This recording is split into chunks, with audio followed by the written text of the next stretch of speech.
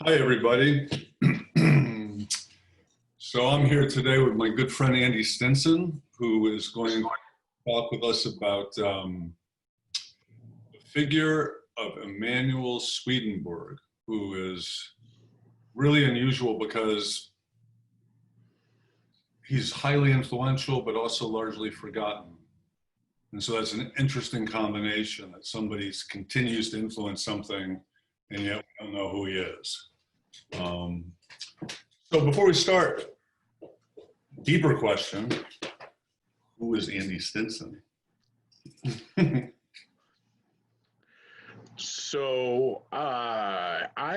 I am presently, I am a minister. I serve a congregational church.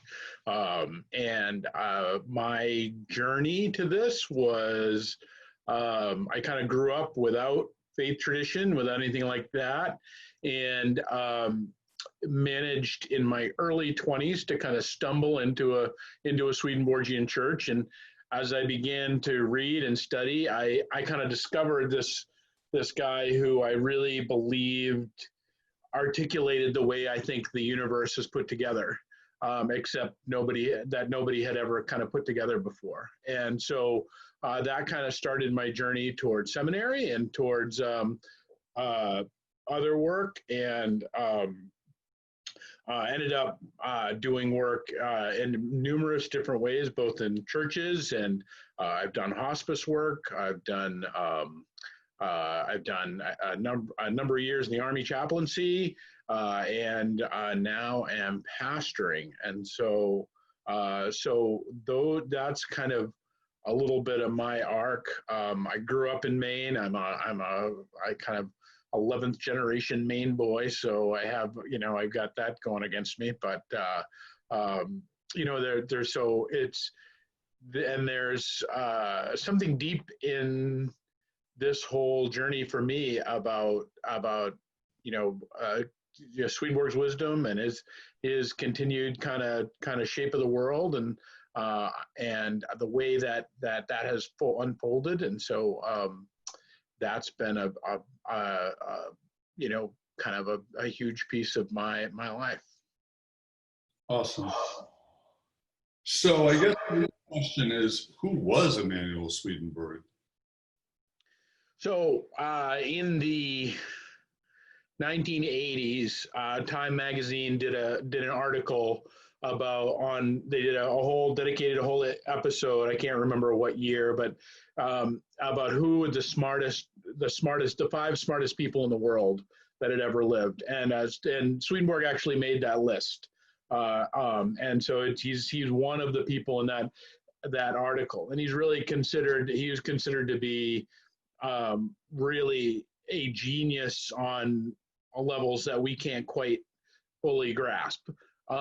That said, he was born in 1688, so he's this Enlightenment figure that comes along, is the son of a bishop, and kind of, so he's steeped in churchy stuff. He's a PK, and he comes up to end up being spending most of his life either working on mining stuff or as a member of the Swedish Senate. And now he does all sorts of other things. He puts his hand. There are still tomes today on magnetism that are quoted by that thing that Swedenborg discovered. There are things in biology that, in anatomy that he pioneered. So there's all these other things.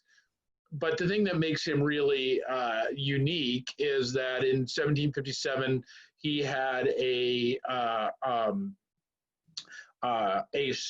spiritual awakening, and from that vision he goes on to do about kind of 2 years of what I think we would call today kind of inner work and stuff like that. And then 2 years later he really began what he would call, for the next 35 years of his life, his divine office, which was really to look into the spiritual world and to describe what he sees, and to offer, and what his really biggest thing was, to offer an inner sense of Bible, which was really an allegorical, symbolic sense of the narrative of Bible. And so for him, but that came with all sorts of other experiences and all sorts of other things that he had in the spiritual world. So, and there's all manner of kind of kind of special things that go along with that, in terms of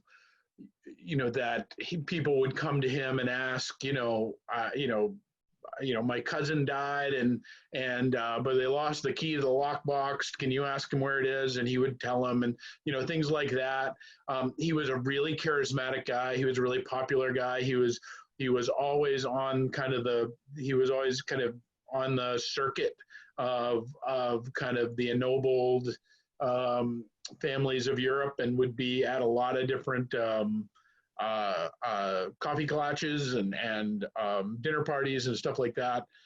But his enduring contribution are really his 30 volumes of theology and spiritual insight that comes from his 35 years that he says he is basically living simultaneously in the spiritual world and in the material world. And so he and he's unapologetic about that. And it's an interesting kind of place, because you kind of like, okay, well, you start at the place. Well, all right, like clearly this guy has some sort of problem. But the thing is and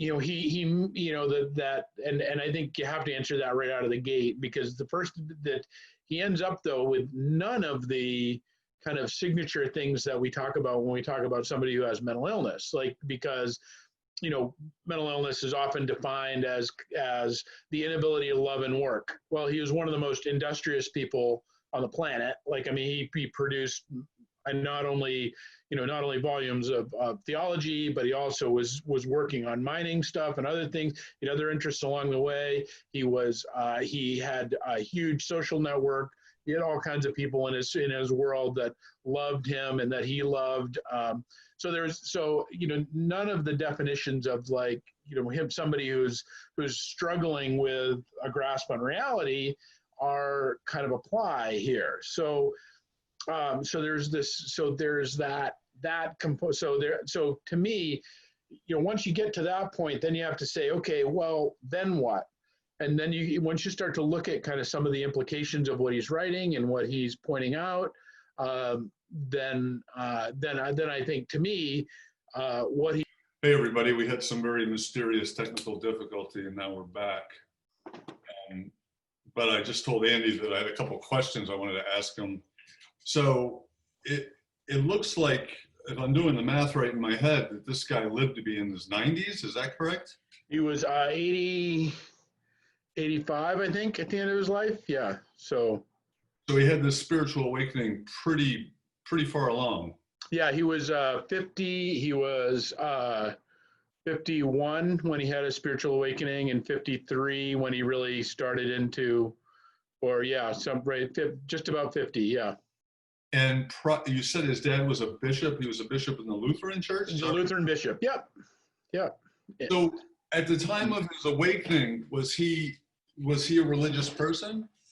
Not particularly. No, there's not, although, he kind of goes into it. He kind of, I mean, the whole idea of saying, talking about being a religious person in that era, everybody's connected to the church, particularly in that era, one degree or another. But I don't, and he certainly talks about having kind of an inner life and connection. But in terms of his worship life, I don't particularly think so. I mean, he was really like much more kind of a man of the world. Like, he was out there doing things in the world and engaged in the world. But one of the things that happens, immediately upon, his first kind of awakening is he decides, he's really clear that, like, what he needs to do is translate the Bible. So the first thing he does is he goes out and translates the Bible from the original Hebrew.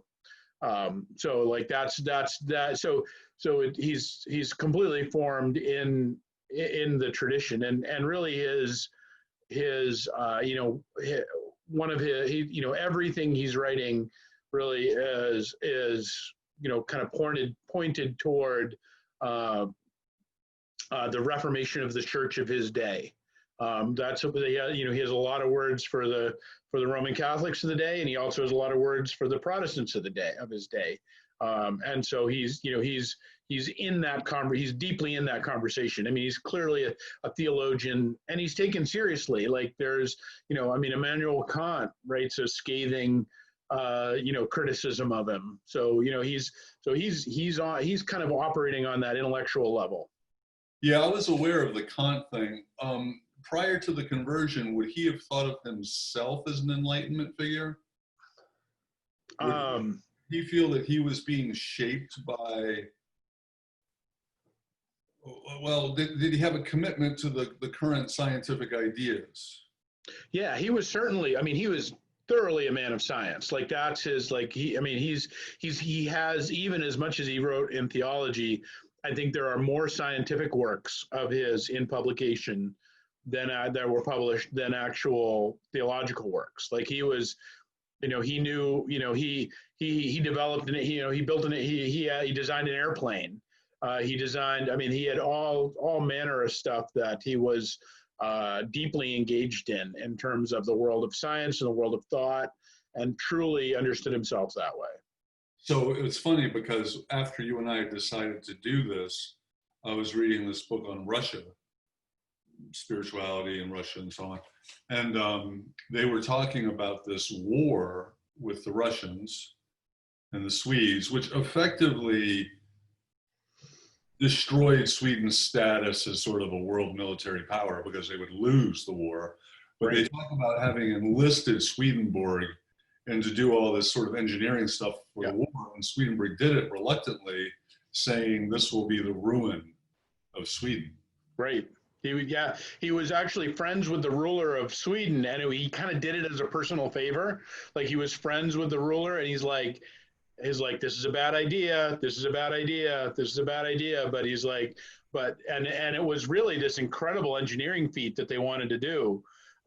Particularly the one Swedenborg was most involved in was about literally taking the Swedish Navy across the mountains. Yeah. He engineers how to bring the ships across the mountains into the gosh, I can't remember which sea it was, but in order to attack the Russians on the the whole time. And Swedenborg was even queasy about like being a part of the whole military adventure. Like that you get in his writings that it's like, I just don't want to, like I'm not all that, and this was him as a younger man. So this is before all of this, but he really gets into like, I'm not interested in kind of being a part of war. Like that was just not, and this was all post-conversion. This is before his spiritual awakening. I see. Yeah, so that's all stuff that happens in his younger life. He was actually pretty young when all of that was happening, and he ends up studying with Carolus after that. Carolius, who's one of the big Enlightenment figures, and ends up doing writing for him and a bunch of other stuff, and he ends up being kind of a mentor figure to him as well. So the way we talk about these things today, would we call him Swedenborg clairvoyant? Would you call him clairvoyant? He's a lot of things, because he has all of those things that we talk about in terms of he has the ability to there's one case where there's this big fire in a city 50 miles away, and he knows the fire's going on. He gets really upset he's at this dinner party, and he gets really upset at this dinner party and ends up leaving because he knows people that end up dying in this fire, and that there's all this stuff that's going on. So he has this kind of remote seeing kind of component, but he also is able to, the biggest thing is I think the term that we talk about is really mystic, which is really the only term to talk, I think, that fully encompasses him in that regard, because he's always talking about these different because he really accredits any of the things that he can do with just the fact that he's in continual conversation with the spiritual world. And so that's really the backbone of everything he's doing. So it's not that he, has this talent over that talent. It's really, he can go into the spiritual world and ask questions, and that's really what he finds himself, doing sometimes. And how was he received at the time? I mean, was he very open about having these capacities? Well, it evolves over time. Early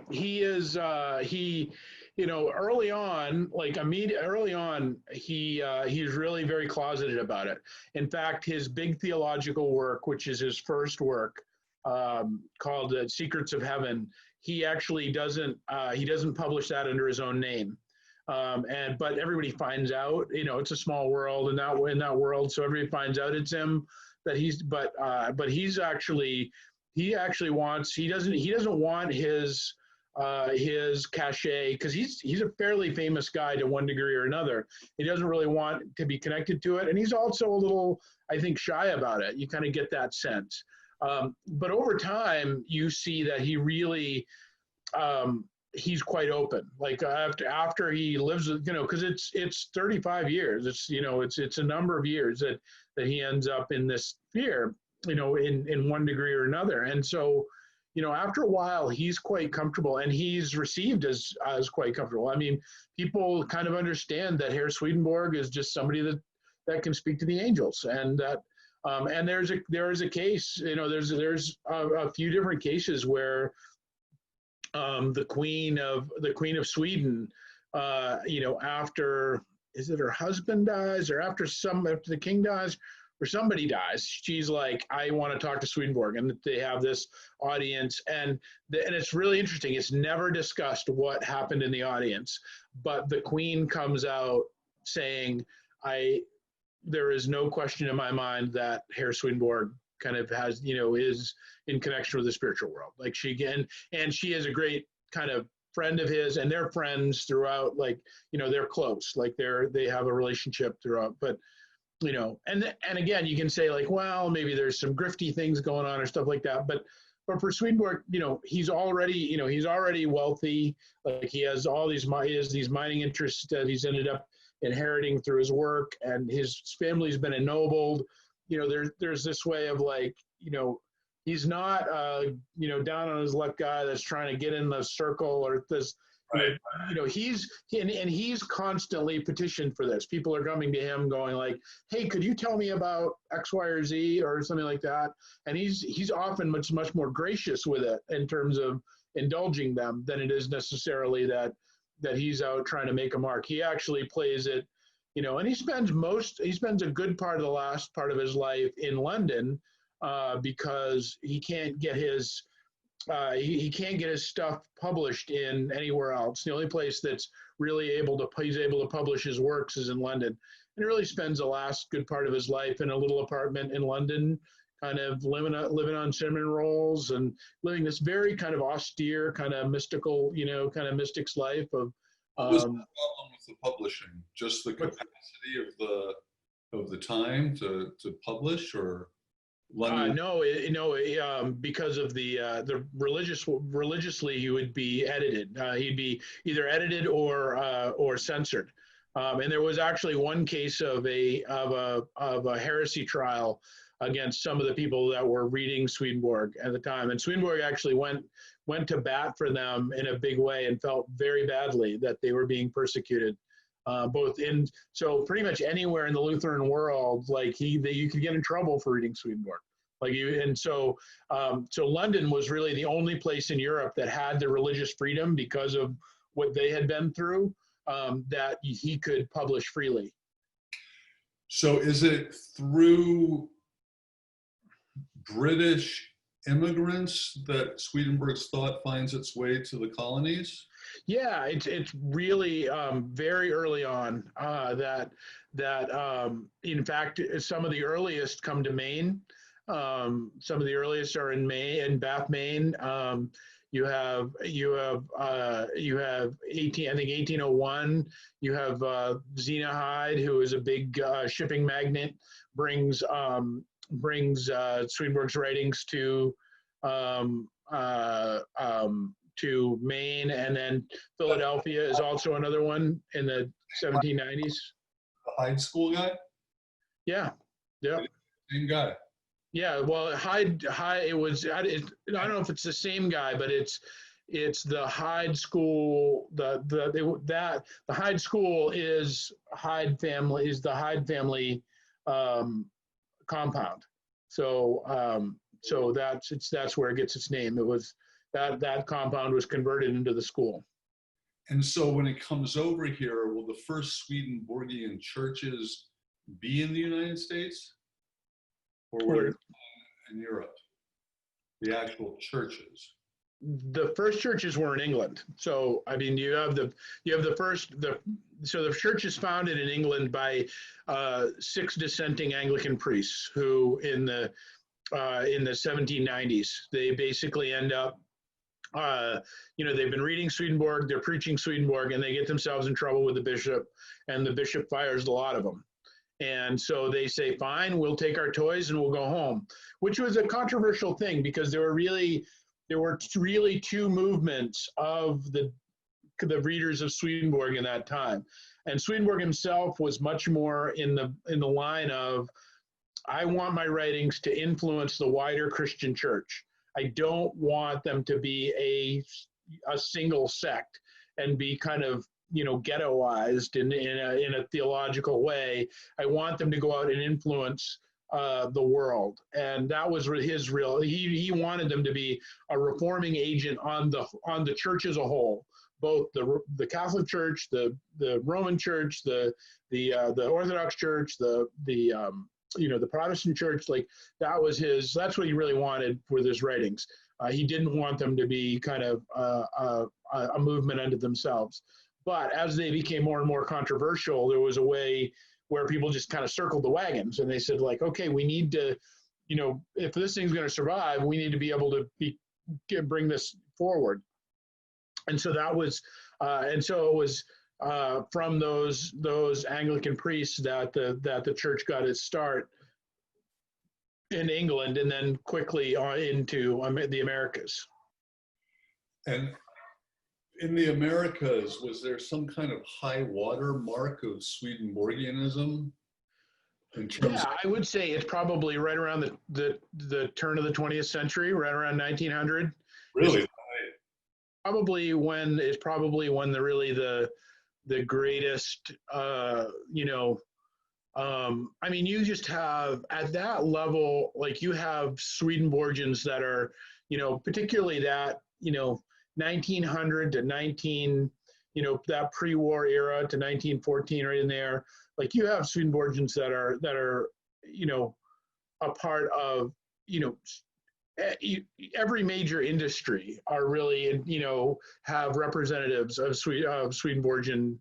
You have the 1893's World's Fair is designed by, one of the Burnhams, Daniel Burnham, who, he's the architect, and he designs the 1893 World's Fair in Chicago to look like Swedenborg's description of heaven. So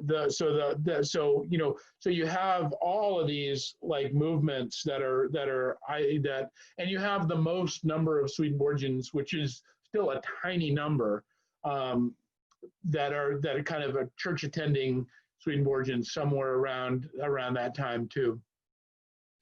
So, but you got if you talk about like big families in America, the DuPont family, the Cartier family, the Asplund family, you can go down these captain of industry, who's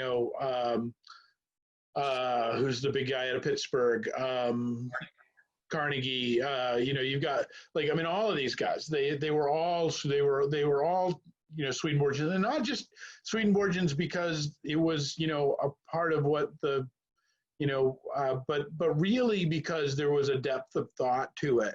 And Swedenborgianism also got got a bump in the late 19th century with the rise of spiritualism because of the fact that Swedenborg talks about talking to spirits. There's this way, even though the Swedenborgians have always kind of like been really uncomfortable with that, because Swedenborg himself is like, this was my divine office and this was my job to do, was to write down this stuff and was to bring this new interpretation of Bible into the world. But it's not helpful to go do. It's a distraction to go pursue connection with the spiritual world. Live your life, be useful in your life, go out and do great things as best as you've been given to do them. Read the word and meditate on it. Like those were really his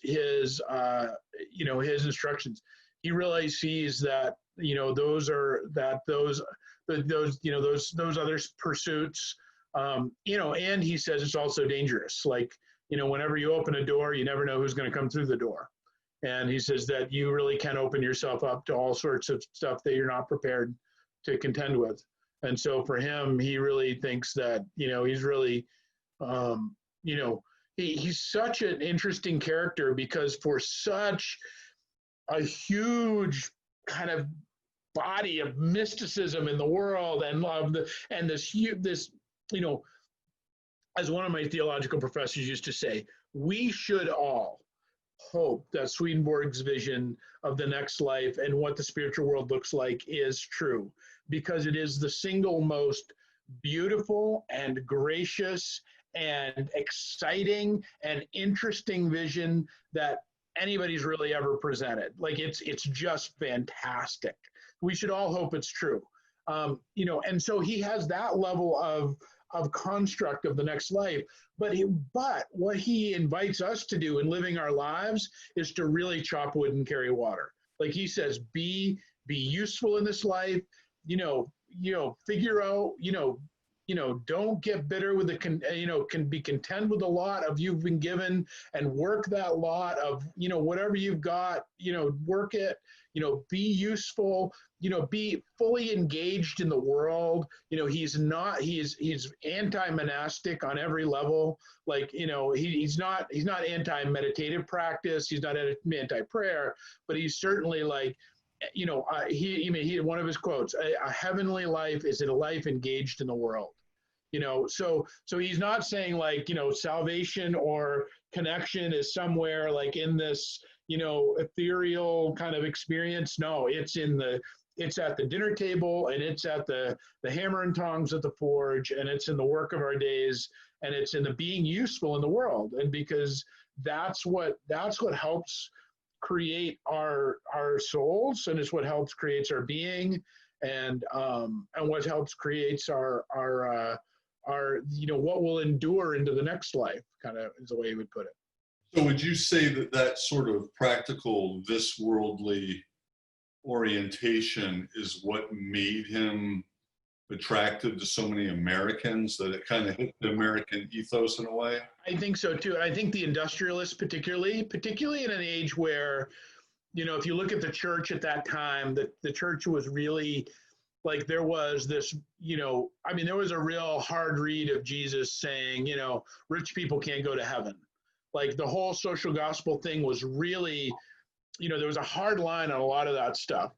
And here are these industrialists who, like some of them were totally bad people, but many of them were actually not like truly, had built things in the world and wanted to build things in the world and had been engaged in the world. Like, like you read about like I use Daniel Burnham as the example. Like, he's this great architect who just loves designing stuff in the world and has this, and has, he works, like you read the story of the creation of the 1893 World's Fair, and basically like he kisses his wife on the cheek and like, goes to the World's Fairgrounds and doesn't come back for like a year. Like, he literally is just dedicated to the creation of this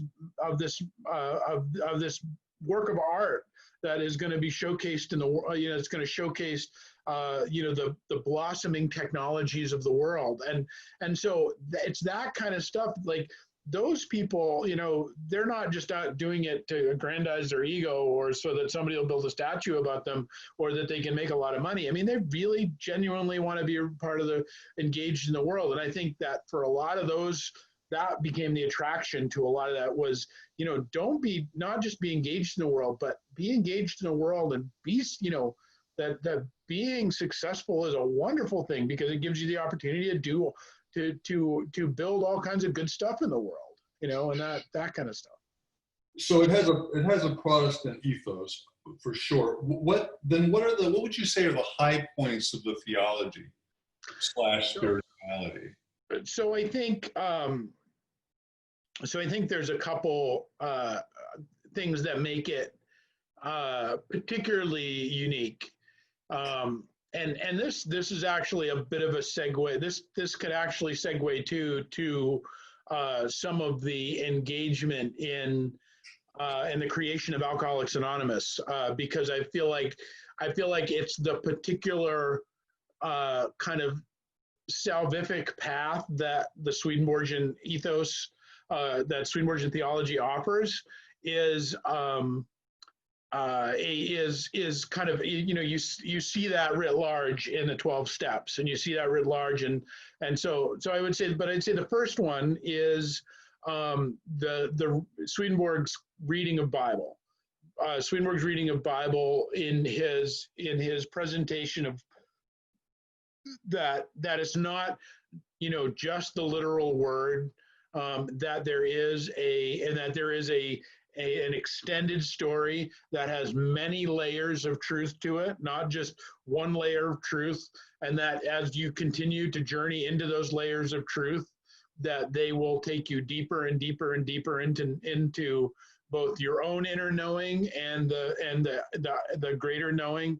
That is, it's been said, it's kind of like for Swedenborg, it is simultaneously microscope and telescope. That there is this way to see ourselves in the broad scheme of the world, and also to see how that we're playing it out in every kind of tittle and jot of the word, in that kind of sense. So there's this real kind of excitement around his both, it kind of simply can be described as kind of in his allegorical way, but it's really deeper than that. It's really this deeper, it's this deeper symbolism. And, in that reading of symbolism and his kind of structured symbolic reading of scripture is what gives light to the transcendentalists. Like that's what the transcendentalists all grab onto. When they're reading Swedenborg, what they're looking at is this deeper, there's certainly nothing new about poetry or anything of that measure, but when the transcendentalists encounter Swedenborg's deeper reading of Bible and deeper reading of they're understanding, it's like Blake says, eternity in an hour. They're understanding, the universe in a grain of sand. Like this almost, I think we'd say today, kind of holographic ways of understanding the universe, of understanding scripture. Like all of that is contained in his kind of allegorical reading of scripture. So that, I think, it's made such an impact. So the second is really the idea of his encounter with the spiritual world and what he brings back as a way of like, this is kind of what heaven looks like. This is kind of what the spiritual world looks like. This is kind of what hell looks like. These are things that are a part of these structures. And I don't think they're ubiquitous for all ages, but I think they're this glimpse of, when he talks about like how angels are, he describes that in the sense of, and it's like, you get this aspirational notion about how humans could be. Like that's what you get out of that when you read like how good people, or when you read about how devils are, you get the sense of like what we can be in our most degraded form, and so there's this there's all of this kind of sense of how we are as are to be as people, that comes out of this reflection of these ultimates that he's describing. And so I think that is just the description of the spiritual world that nobody else in theology land kind of makes those claims. I mean, well, that's not true. There's some. I mean, there are the Hildegard of Bingen's, there are the Teresa of Avila's, and I think he fits right in among that cadre in that regard. So and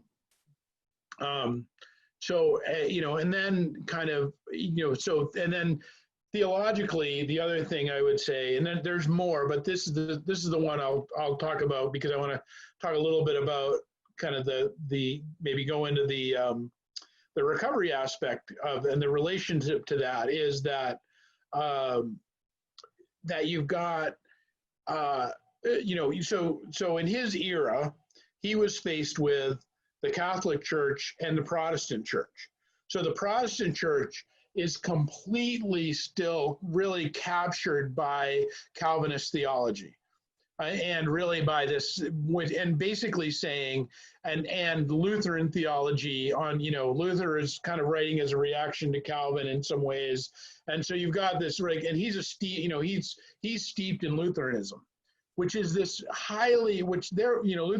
Lutheranism's code is grace alone. Like, that's it. Like, you are saved by grace. Nothing you do matters. Conversely, he's also dealing with a Catholic Church that says, all that matters is what you do. Be obedient. Show up to Mass. Give stuff to the church. It doesn't matter what you feel inside. It doesn't matter what you think. We're all impure in thought, word, and deed. Like, so just do the kind of Arthur Murray dance steps, and you'll get to heaven. Like, that's all you have to do, is just do the right things. If you're in the Catholic, kind of worldview. In the Protestant worldview, it's just all that matters is that you believe, and what you do doesn't matter. Like, you can always just beg for forgiveness again, and you are receiving unending grace. And Swedenborg stands right in the middle of these two polarities and says, "A pox on both your houses. You're both wrong." And he kind of sets up this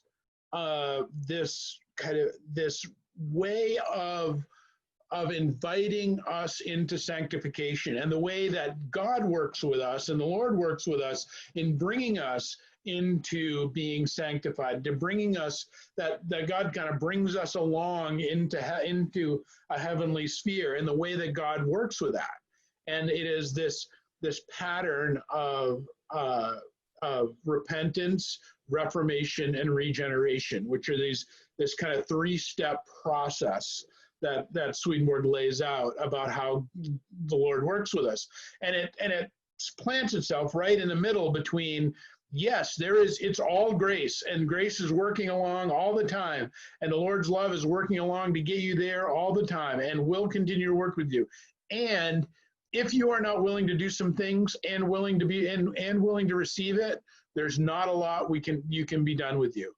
That if you don't turn the glass, if your glass is upside down and you don't turn the glass right side up, it cannot be filled. And so he straddles these two great polarities that are playing themselves out on his landscape. And I think, and honestly, I think like he's the guy that lays down what we end up encountering as the church, and he says this is really the new church coming into the world, which is what he was given, which his divine office was to bear witness to, was that these two polarities that would be stuck. And what's interesting is they're not even just, those aren't polarities that are just stuck within Christendom, even though he was in Christendom. Like, you can go to the Islamic world and you can find those same polarities playing themselves out. You can go into the Eastern world and you can find those polarities still working themselves out. And his sense of the new church that are working in. And he really says, this isn't just working, this is working through Christendom, but it's not just for Christendom. This is for all people in the world that are going to be a part of the new church. And that he is making this contention that there is this way that it is all grace and it is all God's work and it's all God's process. And there are some things we need to do in order to receive it. And that if we don't, then we can't. And that he straddles that middle place. And that is what he really suggests is the new church. And I think when you look at the 12 steps, that you see that fully reflected there. And it's fully reflected there, I think, because and I don't know how much you want to go into the history of Bill W. and all of that, but Bill W.'s wife is Lois, and Lois's maiden name is Burnham, like she was Lois Burnham. I talked about Daniel Burnham before. Well, Daniel Burnham was a relation to Lois Burnham's father, and Lois Burnham's father was a guy by the name of N.C. Burnham. Now, N.C. Burnham, he's a Swedenborgian pastor, okay? Now, there aren't a lot of those ever minted in the whole world, but N.C. Burnham, I think, is probably one of the greatest theological minds of the Swedenborgian church. Like, he wasn't just like he wasn't a run-of-the-mill pastor. Like, I still have N.C. Burnham's books on my bookshelf. I think one of the greatest collateral pieces of commentary ever written is a book called Discrete Degrees, which is this book that written by N.C. Burnham. Like he's that level of mind. And his kids, who all went to Pratt, who all were like around the dinner table discussing these ideas, and they were steeped. And Lois too was, she knew these, she was a part of this theological collective that was the Burnham dinner table. And so she would go on to 1915 to meet Bill W. And as they started to work on the steps, to me, it's very clear that this pattern of repentance, reformation, and regeneration really are the steps. They're really this new church gift to the world, as far as I'm concerned. We can talk about that more if you want, but that's I think that's, to me, that's the real power and link of what Swedenborg brings forward from the Enlightenment world. It kind of breaks it loose from the polarity that it's stuck in. Okay, three questions. You say N.C. Burnham is Lois's dad? Yes. And where was his church? Oh gosh, he was all over, but boy, that's going to be. She was from Manchester, Vermont. Yeah, well, I know N.C. Burnham taught at the theological school, and the theological school was in Cambridge. Right. So it was in Cambridge, Massachusetts. So in those days, you could hop on a train. Yeah, and so and that they only did theological education was it wasn't completely like it was then, like and it is today, like where you go and you stay for the whole semester. Like you'd be working in a church and you'd be come in for classes, and so there was this always so I know N.C. Burnham taught at the school for some of his career. I don't know his whole career timeline and details, but so I know that yeah. So this American influence, so you referred to the transcendentalist, and in AA history, I would say that is sort of a neglected backdrop, as is Swedenborg. Mm-hmm. So do you know which of the transcendentalists were reading Swedenborg? Oh, they all were. They were in a Swedenborg reading group. They were. Yeah,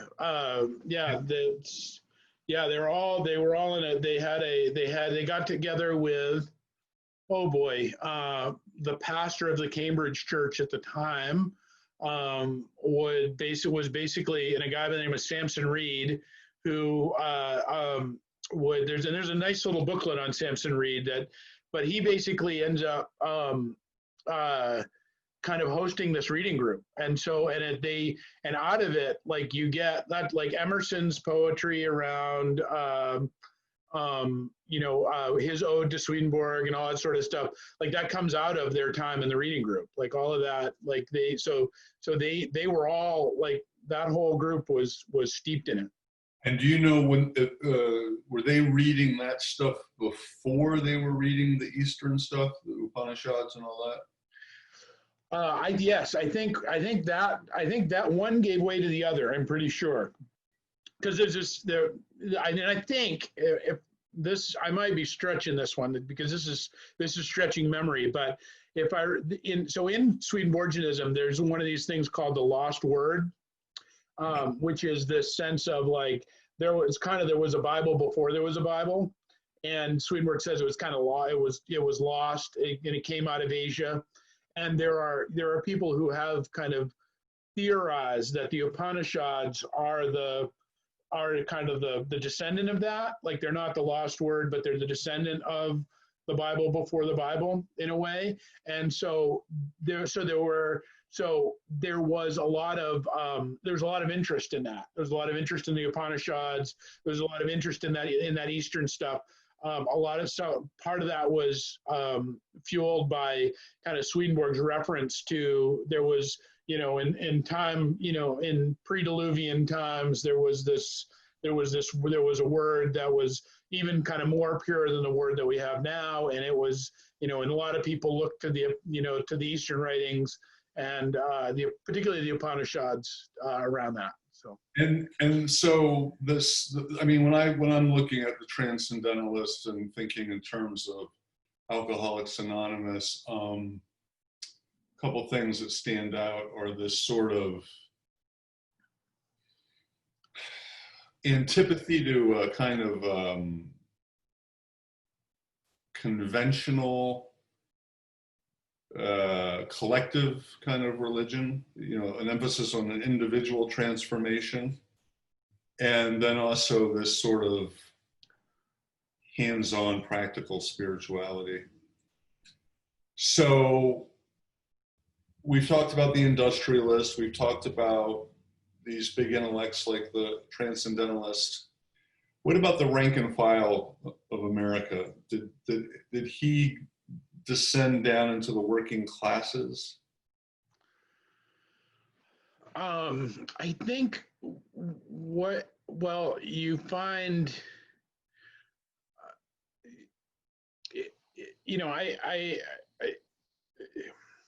so this is the way I describe Swedenborg often in terms of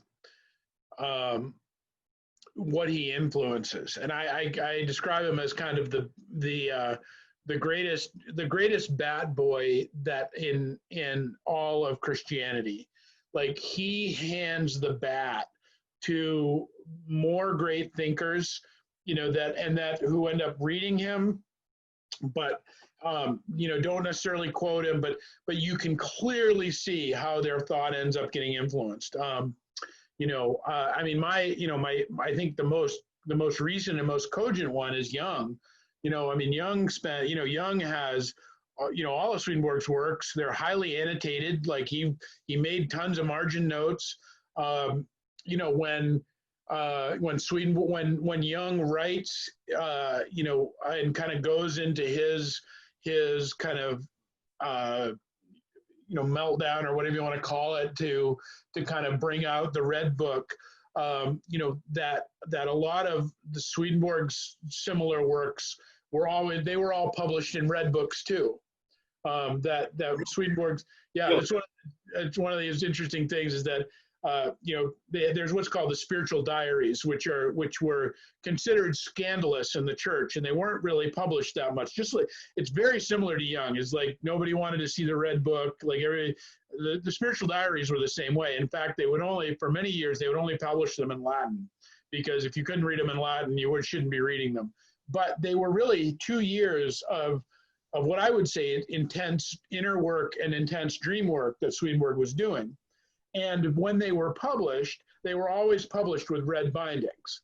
So was it actual dream work as well? I mean, real dream? Yes, it was absolutely, yeah. Like he would say, like he talks about having a dream, you know, one of the things he contends with, like he was a pretty, like he was a playboy, like he liked the ladies, and he was, so he went through this process of kind of like really asking the Lord to remove this, because he was understanding it was just getting in the way of the work that he was being called to do. And he said, and all of that happened by this series of dreams that he had. And he would write the dream down, and then he would analyze then he would come back in a day or so, and he'd analyze the dream, and he would say, like, okay, this was, there's this virgin in this dream talking about, to this prostitute, and and he would go through, like, this is, my higher self trying to talk to, in the different parts of himself, negotiating out what was going on. Like, I mean, this, again, this is in the 1750s. Like, this is, and Jung had that work, and I always thought it was just so incredible that, of all the things that Jung's, inner work could be, bound with, was a red book, and because that's what Swedenborg's was bound in. And I don't know that there's a connection there, but I've always thought, like, another one too. I know he read Swedenborg, and I know he was a part of it. It always struck me as a tip of the hat to him. So, so when we talk about, like, influence, like, I think his influence is hugely pervasive. On all sorts of levels that we can't necessarily know how that plays out. Well, we know William James grew up in a Swedenborgian atmosphere. Oh yeah, right. Henry James is they actually have Henry James's trunk in the Swedenborgian archives, and I've actually got to, and Henry James would, he traveled the world, but he would never travel without his trunk of Swedenborgian books. And so he took Swedenborg with him all the way around the world. And his, and I've actually got the chance to open some of those books. And, like, you literally can open almost any page of Swedenborg's writings, and you one page in one direction or another, and there's a margin note by Henry James. Like, he was steeped in Swedenborg's understanding, and again, this is that, that deep imagery, that deep symbolism, that what, the word the Swedenborgians talk about it, and Swedenborg's word for it is what he calls correspondence, the way that, and it's really this resonance is the way it is that there's this thing that, there's this, there might be this symbol, this sign, but it resonates within us so deeply, where we look at something's beautiful and there's this resonance within us, or you look at something ugly or disgusting and it resonates with a part of us that, and that there's this, and that he talks about these deep correspondences of image. And you read Henry James, and it's like that's littered throughout his writings. And yeah, William is formed in that household. Like, he is formed. And so when he starts talking about varieties of religious experience, part of that is a reaction to his old man. Like, I mean, really, like he's trying to lay out, what he'd been steeped in. Yeah. So I think what's so striking about James is, given his medical background and yada, yada, yada, he has no sort of closed door skepticism about somebody saying, I had a vision. Right. And by the same token, he seems to be, I don't know who it was, and it really hit me, but there was some thinker I was just engaged with who was talking about spiritual experiences, and that, you cross thresholds into other realms and you bring things back. Mm-hmm. And in psychology, sometimes you bring back a stone or something, you actually bring a physical object back. And then the veracity or the value of the spiritual experiences, how does it ripple out into the world, right? Right. That seems to be, like, very much what's at play here. So it's not so much forming institutions, it's what did you bring back and how did it ripple out into the world? Which, interesting, James says, we'll know them by their fruits and not their roots. Right. I just want to say this, there's another red book too, What's that? Written and made by J.R.R. Tolkien. He had his own red book too. Did he really? Yeah. Ah. Yeah. All right. Well, that's something for me to go find out about. That sounds cool. So the decline, or decline's the wrong word because we're talking about something that's living on, but the disappearance of the overtly Swedenborgian, the nameplate Swedenborgian in America. When did that happen, and what do people think the cause? Well, I think I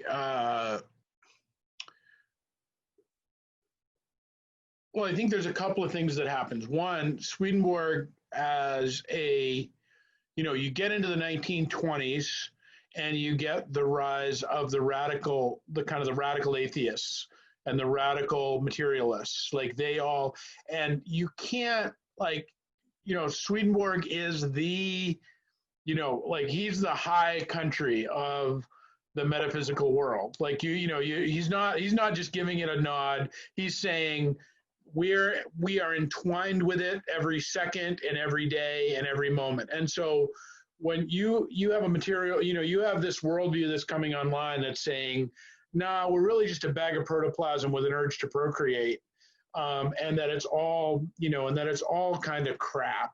And nothing really has much more meaning than anything else, and all that's born out of the post-war, post-World War I despair that that is, born, end of World War I, the Spanish flu pandemic, the whole thing, there's this whole rise of thinking, just like there was after World War II, of this, of the postmodernists, where, just like nothing really matters. There's that worldview gets an audience, and it's big in the 1920s. Like we don't know that, but we don't necessarily always lift that up.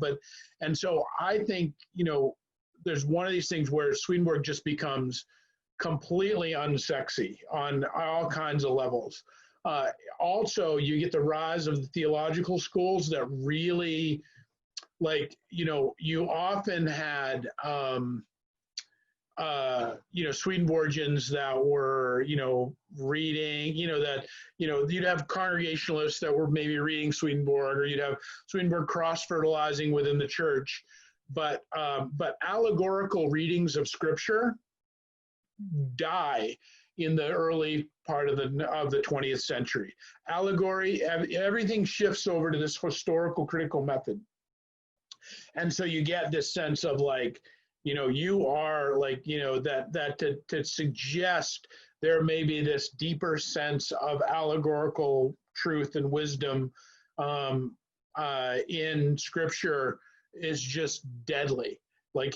So what happens is what was often, a movement among many movements on the landscape, the Swedenborgian movement really gets boxed out on a lot of levels. And it's tiny anyway, and it doesn't really have the ability to compete on these other levels. And this rise of materialism, this rise of secularism, and you can't, Swedenborgianism is the least secular, I think, of all. Every thought you have, Swedenborgians would contend, every thought you have does not come from you. It comes from a spirit connected to you. So it's you've got to, if you're going to make those truth claims, you've got, you're pretty far out on the edge of this sort of stuff. So I think within thought, you just get this place where there's no place for the Swedenborgians to inhabit. And you see it in their movement. You see what happens even in their, they moved their seminary, which was in the center of Harvard campus. Like it was literally in Quincy Street, right in Harvard. And they move it out into the willywags of Newton someplace. And you see this in other parts of the Swedenborgian movement too. It's like they're kind of, their national cathedral kind of declines. They're like, they're boxed out of the conversation. And to say you're, for a lot of years to kind of say you're a Swedenborgian would get you laughed out of the room, really, for a good part of the 20th century. So he forget about the guy who was the mining engineer, and all they remember is the guy who now is the freak. Right, exactly. And then what you have is, once you have that and you have this kind of circle of wagons mentality, is and also you get within the church itself, you get affluenza.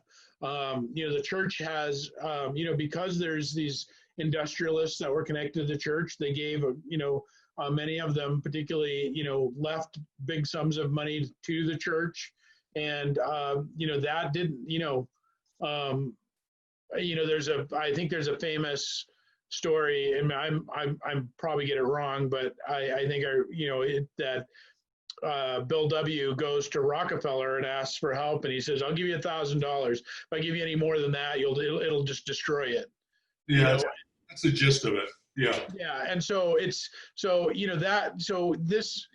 and I think that's a part of it. There's a sense where, and the other thing is, within the Swedenborgian movement itself, being a separate movement, there is this feeling, and particularly having this kind of new church ethos that we're bringing the new church into the world, and we are the new church. There's a way to say that means all the rest of you, yeah, you're not so good. And so there's this thing that happens where they end up kind of circling the wagons, and you see that in like, Bernathen, Pennsylvania, which becomes kind of a hub of Swedenborgianism. And if you live in Bernathen, you're most likely a Swedenborgian, and there's a school there, and there's a cathedral there, and there's these ways that for a lot of reasons, and I think a lot of really good reasons, they went to this kind of enclave mentality. And because I think the world became really, really hostile to the movement in a lot of ways. So I think that's that. When you talk about decline, I think those are all the pieces of that. And did it ever really was it ever as big anywhere else as it became here? It was big in England. It's still, the largest churches are still in South Africa. There are black churches in South Africa. There are huge black churches still to this day in, I think, Lesotho and in other parts of South Africa. That's fascinating. Yeah. But if you think about kind of the animism of the African animism underneath that, like they have no problem kind of with with those truths going, but they're really, but they're very solid. I mean, they're really, solidly steeped in the tradition. And how well, a couple questions first. Did it get any kind of resurgence through the 60s? Did anything happen in the whole psychedelic revolution or any of that? Well, interesting. Like, I mean, you have like, so two of my professors at the Swedenborgian Theological School participated in the Easter Day acid test. Yeah. They were two of them that were there. One of them spoke about his experience, and one of them never did. But they were both a part of that. So they were there. They were in it, and a part of that. And certainly, the church was, in it. and it got tied up actually in a lot of different things in that era. There was a lot of the Est movement, some of that got wrapped into Swedenborgianism. There was some of that, some of the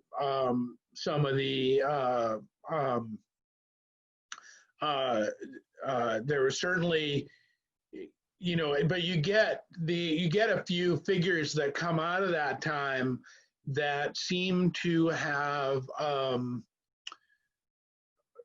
kind of, that seem to be kind of bringing some kind of tying some rocks to the balloons of the tradition. One of the guys I'm thinking about is Wilson Van Dusen. And so Van Dusen is a psychologist in the California state institutional system.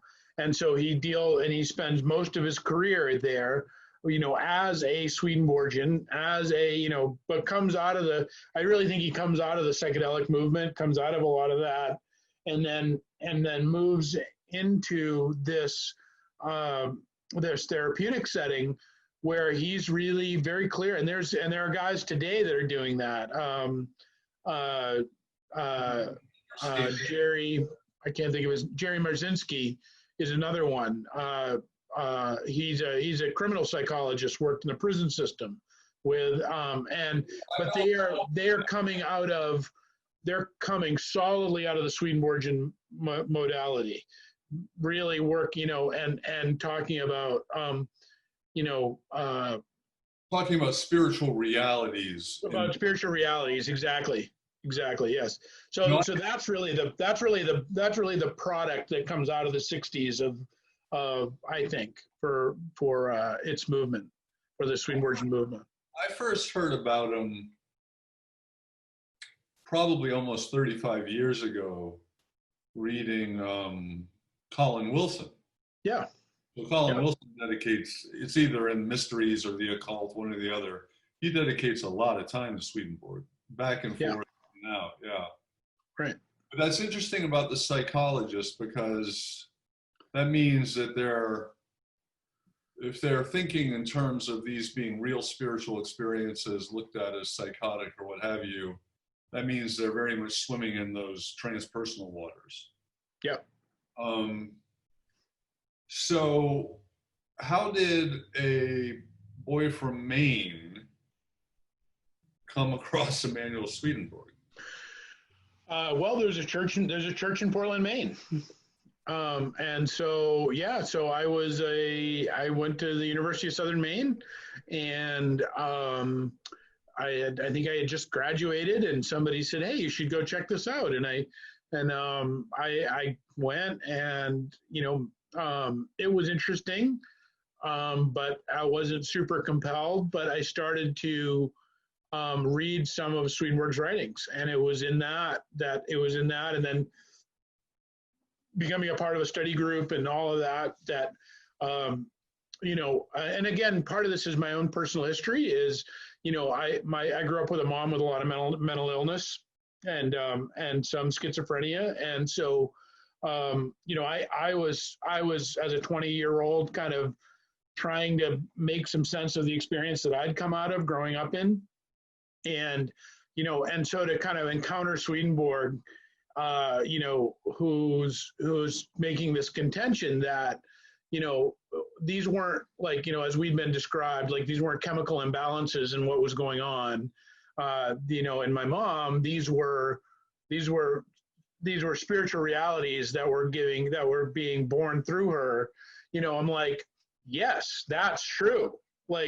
Because that was my experience. I knew, the whole kind of idea that, my mom on her worst days were, that those realities were not just not enough serotonin in some part of the brain, that may have been the what was going on, but there were whole other entities there. There were whole other people there. There were whole other voices there. There were all these other things that were going on. And I'm like, either, so I was trying to contend with this reality early on of like, either my experience of that is just so wrong and invalidated and not true, that I've got to reevaluate what I think about life, or what I'm told about that reality is not true. And so when I encountered Swedenborg, like, he was a real homecoming for me. And I really say, like, I really, to this day, Jesus through Swedenborg's work saved my life. Like, I mean, I really make that contention. And in the church, it's one of the reasons I still stay committed to the church, because I really feel like that I was having these worldviews that were crashing into each other between these, and all kind of centered around kind of dealing with the struggle of, my mom's struggle and my observation and life with her in that, and what do we do with that, and how do we understand that? And so, to me, to understand that there is a spiritual reality, and that one of the first articles I ever read was an article by Wilson Van Dusen again, and he said, and the title is "The Presence of Spirits in Madness." And I'm once, in all of my kind of searchings and trying to understand that, that was never language that any of the, the people talking about, her chemical imbalance were ever using, like, that doesn't work, that, but it thoroughly fit my experience of what she underwent, of what I observed her undergoing, and what I, and continues today, now at 51 continue to be, validated. It continues to bear itself out as true just through my lived experience. So, just to clarify a little bit, you would say that there's a physical correlate, which could be chemicals and neurotransmitters, and then there is a spiritual reality. There's two sides of one coin. And you're also saying that you had some kind of experience with your mother, your perception of her reality, or maybe even, is it unfair to say that certain things happened between you that this is the only paradigm that could explain it? Yeah, I can remember one instance of coming home I don't know how old I was, 9 or so, and she was Cleopatra, and like, she was, as people who are kind of suffering from schizophrenia will sometimes have that grandiose kind of moment, and like, but her whole idea of being Cleopatra wasn't her, it wasn't a misunderstanding. Like, she was really, like, there were things, there were her whole, this is who she was, being possessed to be, kind of thing. And so, there's true shining through. Right, yes.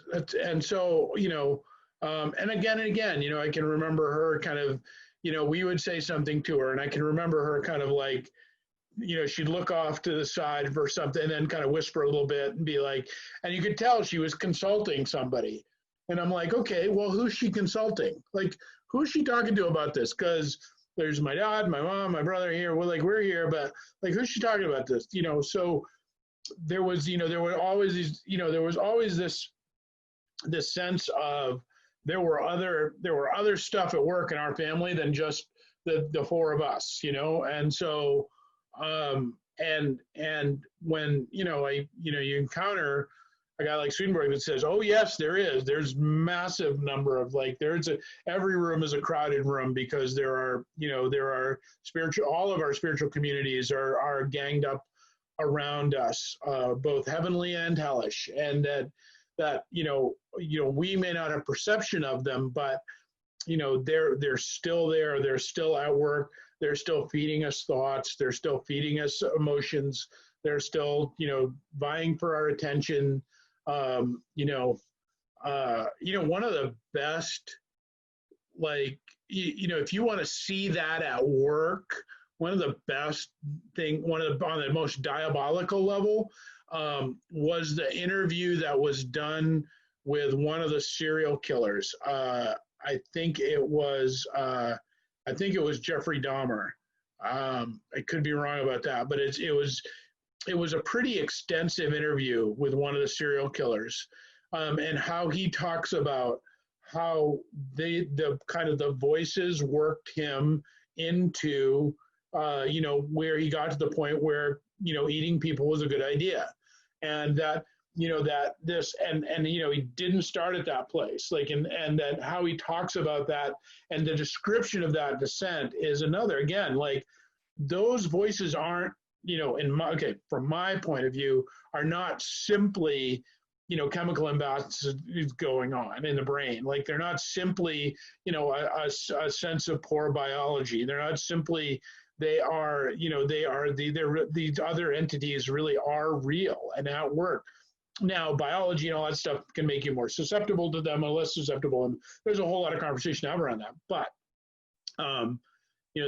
that whole sense of it.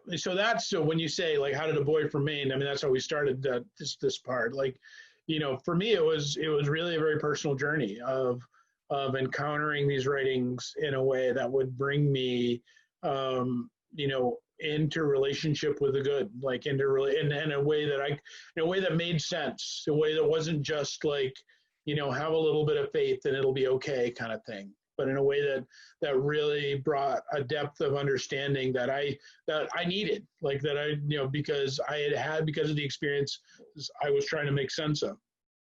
And so how long after that do you feel that you got a calling into ministry? Was that a grad? It was about 4 years. So, okay, so you went to both a conventional seminary, pardon the expression, and a Swedenborgian seminary, right? That's correct. Yep. And you did those consecutively or at the same time? Kind of at the same time. I did most of the Swedenborgian program, and then I kind of dovetailed them in a way, and then I did the Andover Newton program almost kind of consecutively with that, kind of with some overlap. And what year would that have been? The end of So I graduated from the Swedenborg School in '99, and I graduated from Andover Newton in 2000. So. And how was your Swedenborgian background received at Andover Newton by faculty and classmates? It was very much a mixed bag. Some really enjoyed it, particularly my theological professors. Really, like they really liked having kind of like, because as I was talking about before, in the classroom. Yeah. Well, there's there's this way of, I was talking about before, like, even though Swedenborg was writing, 300 years ago, and the polemics of, grace alone and, faith by works was a lot stricter then, those influences are still at work. Like, they're still being played out. And so it was really like, some of my, my systematics professor, really enjoyed me, like, well, you're wrong on this reason, and you're wrong on this reason. Like, really, really liked the fact that I would get in a gunfight with everybody, and that would break up the polemics of what was going on there. And like, so there was some real richness in that. Sometimes with Bible professors, I'd have a little more friction. So, and then again with my peers, it was a mixed bag. You would, some people would, consider you a heretic. Some people would consider you, whatever. Some people would consider you just, another part of the Christian tradition, which is really what I truly believe. I don't think I'm any more theologically or radical or heretical than many of my peers at this point, particularly within the congregational tradition, which I've come to really find a home in, really have a lot of love for. That everybody's got their favorites. Everybody has their darlings in terms of, it's all kind of like, particularly in the Protestant tradition, we're all playing a little bit of fantasy baseball, like if we could all line up our favorite theologians or to put them at bat for different things, and we're all pulling. And so I think it's very, We wouldn't agree on foul balls, though. What's that? We wouldn't agree on foul balls. No, probably, yeah. Well, this has been fantastic. And so my hope is that, we got a lot of 12-steppers in the audience, and we got a lot of people that are just spiritually hungry in any number of ways. But my hope is that this will lead to a deepening conversation, and that more research, Nice. and a greater appreciation of, those of us who were rooted in the 12 steps or are rooted, will realize that it's deep water. The roots go deep. Yeah. Roots cross the pond, and there's much to be explored here. Yeah, and I really like. I did have one thing I wanted to share on that, just because I just think it's so rich and beautiful. But just that yeah, like for those of you who have are not just know the steps and know what they are, but the kind of Bill W, like this is what's the people who've worked the steps and understand kind of that what separates the boys from the men, the people who've done the inner work and that sort of stuff. And just to know the richness of the spiritual inheritance that you come from. Like these aren't just things that got scribbled on the back of a napkin because they were a good idea. They are really born out of just incredibly deep insight and beauty and wisdom that goes all the way back, not just to Swedenborg, but Swedenborg's the inheritor of so many others. Like these have I mean, when you work these steps and when you're in this, you are a part of just this. You're swimming in the ocean. You're swimming offshore, and there's no bottom underneath you. You have with the depth of beauty and wisdom of what these things will take you to. So I know sometimes it can feel I've talked with people who are many people who are working through addiction and all this sort of stuff, in through my pastoral work. And, so often, there's this way of like, is this, yeah, I got to do these things. And I'm like, just understand there is huge beauty and huge depth and huge meaning in them that, it may seem like, like I have to humbly ask God to remove my shortcomings. Okay. These are massive movements that are informed by giants of our past. And so I just want to leave you with a Swedenborg quote, because I think it's so beautiful about the steps. So there's this, as I said, there's a sense of the repentance, reformation, and regeneration that is really, I think, is the template for the 12 steps in AA. And and there's this one phrase that comes out of Swedenborg's book Divine Providence, which is a really lovely kind of idea on like, how does God work? Like that's really what he's trying to get at with this book. And it's this is the quote. It says, "Angels picture wisdom as a magnificent and finely decorated palace. One climbs up to enter this palace by 12 steps. One can only arrive at the first step by means of the Lord's power through joining with him. As a person climbs these steps, he receives that no one is wise from himself, but only from the Lord.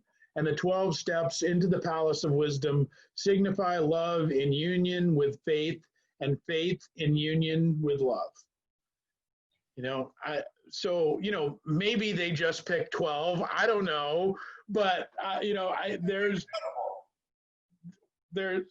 these deep, there's this. So you are working. You're the operational part of a deep inheritance of spiritual wisdom and grace, and the movement of goodness in this world. So I think, you know, I'm super excited just to be able to talk about this stuff. So I'm thankful for that. Well, we will do it again. Terrific. Thank you so much. God bless. Awesome. Peace and grace. Thank you.